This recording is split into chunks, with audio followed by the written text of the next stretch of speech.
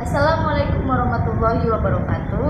Di sini saya akan membahas tentang terminologi hadis. Sebelum masuk pembahasan, izinkan saya memperkenalkan diri saya. Perkenalkan, nama saya Siti Ramadhani. Saya dari program studi manajemen dakwah, Fakultas Dakwah dan Komunikasi. Langsung saja di sini kita akan membahas tentang terminologi hadis. Yang mana terminologi hadis ini terbagi menjadi 5 bagian.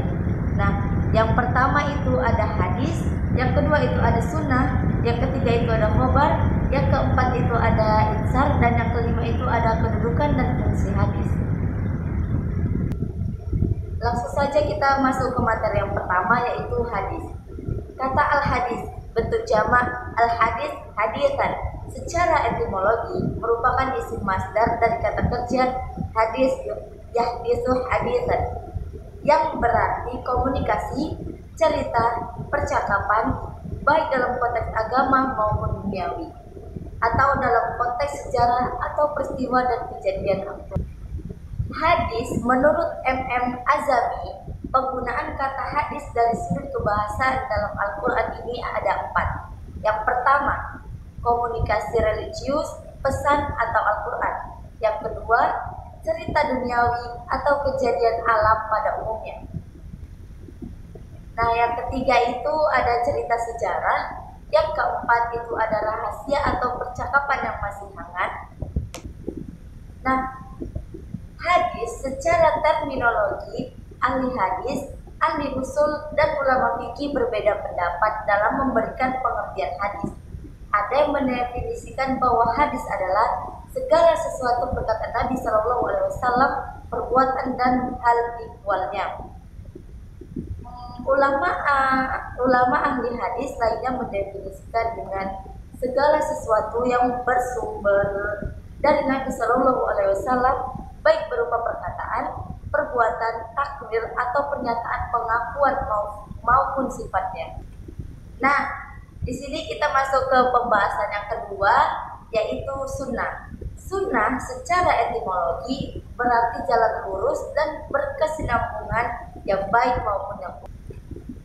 Sunnah, jika dilihat dari historis tentang perkembangan makna sunnah, ada di antara ulama yang membedakan antara sunnah dan hadis. Sunnah dipahami sebagai tradisi faktual yang berlaku di tengah masyarakat muslim pada masa Rasulullah SAW.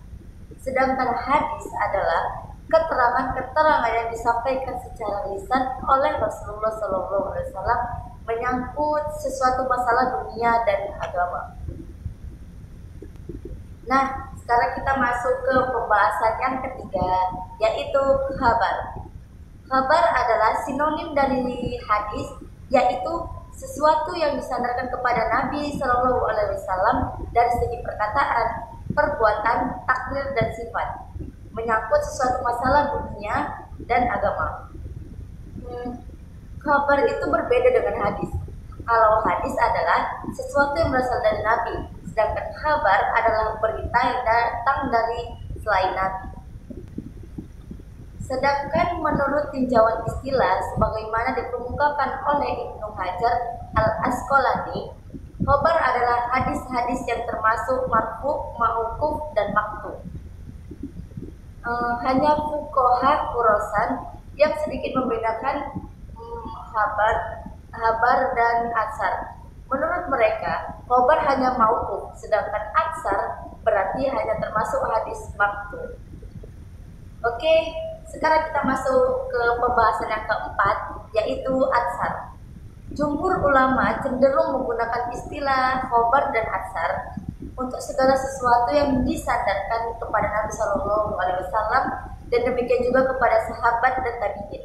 Namun para fuqaha Khurasan membedakannya dengan mengkhususkan al-ma'quf, yaitu berita yang didasarkan kepada sahabat dengan sebutan atsar, dan al-marfu, yaitu segala sesuatu yang disandarkan kepada Nabi Shallallahu Alaihi Wasallam dengan istilah khabar. Nah, lanjut saja sekarang kita masuk ke pembahasan yang terakhir, yaitu yang kelima, kedudukan dan fungsi hadis. Secara global sunnah sejalan dengan Al-Quran, menjelaskan yang mubham, merinci yang mujmal, membatasi yang mutlak, mengkhususkan yang umum, dan menguraikan hukum-hukum dan tujuannya.